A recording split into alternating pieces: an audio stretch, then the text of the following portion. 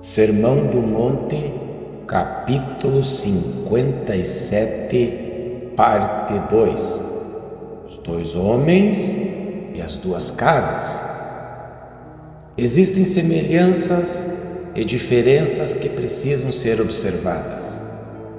Vamos examinar as similaridades no caso dos dois homens.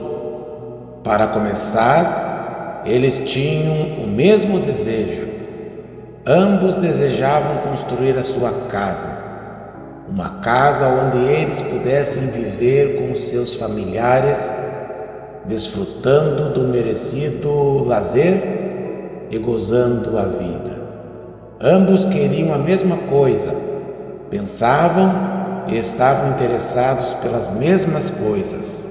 Quanto a esse particular, não havia diferença nenhuma entre eles. Não somente isso, mas também desejavam construir suas casas na mesma localidade.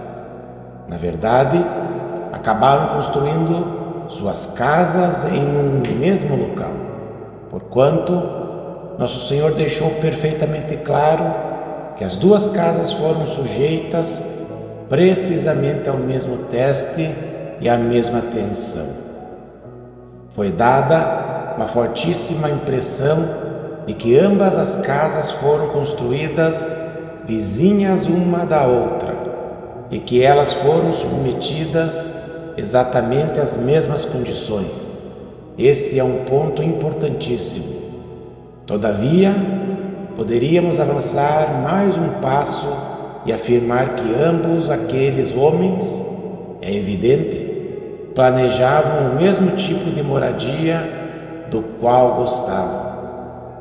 Podemos deduzir isso através do fato que o Senhor Jesus esclareceu que não havia qualquer diferença entre as duas casas construídas, exceto no alicerce. Contempladas pelo lado de fora e à superfície, não havia diferença. As portas, as janelas e as chaminés estavam exatamente nas mesmas posições. Elas tinham o mesmo traçado, o mesmo padrão. Aquelas duas casas eram aparentemente idênticas, salvo essa única diferença que havia abaixo da superfície. Portanto, temos o direito de deduzir que aqueles dois homens apreciavam o mesmo modelo de casa.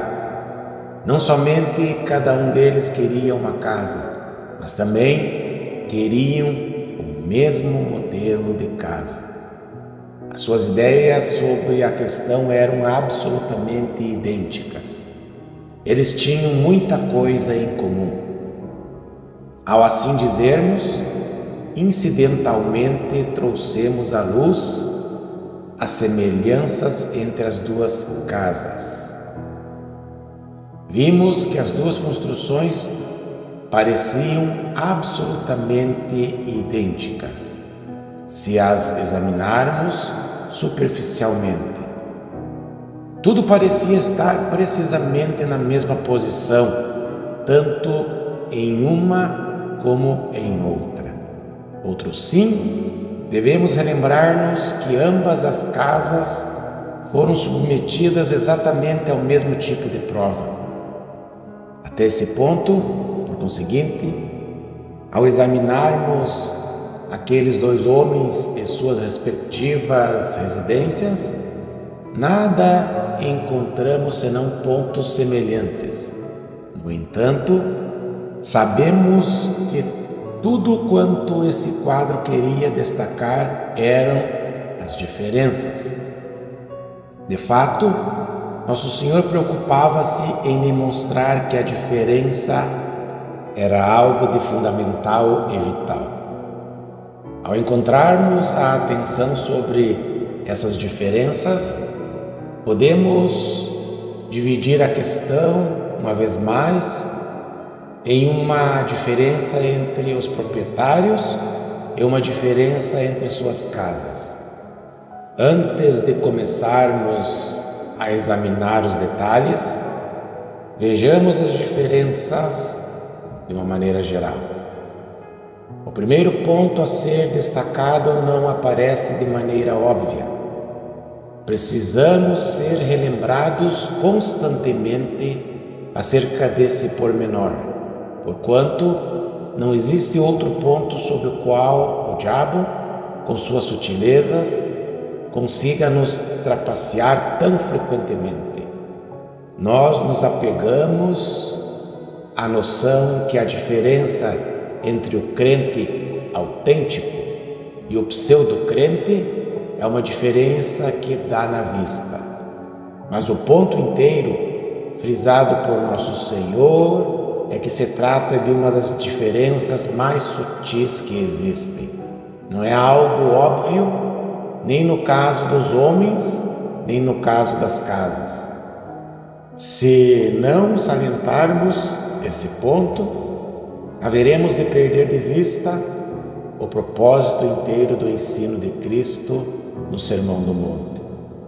Nosso Senhor ressaltou esse elemento de sutileza por toda a parte do seu sermão. Já no primeiro quadro, achava-se presente esse elemento quando ele falou sobre os homens disfarçados em peles de ovelhas, os falsos profetas. A dificuldade que circunda os falsos profetas, como já vimos, é que, na superfície, eles se parecem tanto com o profeta verdadeiro. O falso profeta não é, por necessidade, um homem que diz que Deus não existe e que a Bíblia é somente um produto da meditação humana. Não é um homem que nega os milagres ou a dimensão sobrenatural. O falso profeta pode ser detectado somente quando o examinamos muito cuidadosamente, com um senso de discriminação que somente o Espírito Santo nos pode proporcionar. A condição do profeta falso é tal que ele engana tanto a outras pessoas quanto a si mesmo. Verificamos precisamente a mesma coisa naquele segundo quadro, e o mesmo fenômeno se repete nesse caso. A diferença não é óbvia, é muito sutil. No entanto, é perfeitamente óbvia para aqueles que têm olhos para ver. Se você interpretar essa descrição dizendo que a diferença entre as duas construções e os dois homens só pode ser descoberta quando chegarem as provações, quando sobrevêm as enchentes e sopram violentamente os ventos, então não somente a sua interpretação estará errada, como também não terá qualquer valor.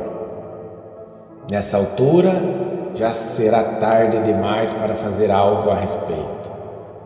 Se Nosso Senhor estivesse ensinando tal conceito, na verdade estaria zombando de nós. Entretanto, não é esse o caso, pois o objetivo inteiro de Jesus foi o de capacitar-nos a detectar a diferença entre os dois, a fim de que nos pudéssemos resguardar contra as consequências da falsa posição, enquanto ainda resta algum tempo.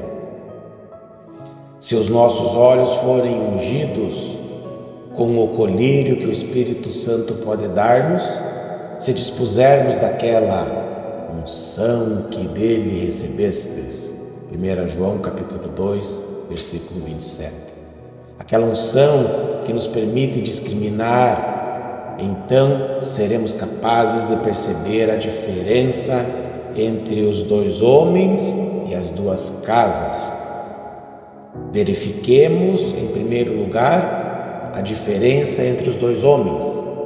Quanto a esse particular, o registro que encontramos no final de Lucas 6 é extremamente útil. Somos ali informados de que o sábio cavou fundo e lançou os alicerces de sua casa, ao passo que o tolo não cavou coisa nenhuma e nem se perturbou em lançar um alicerce.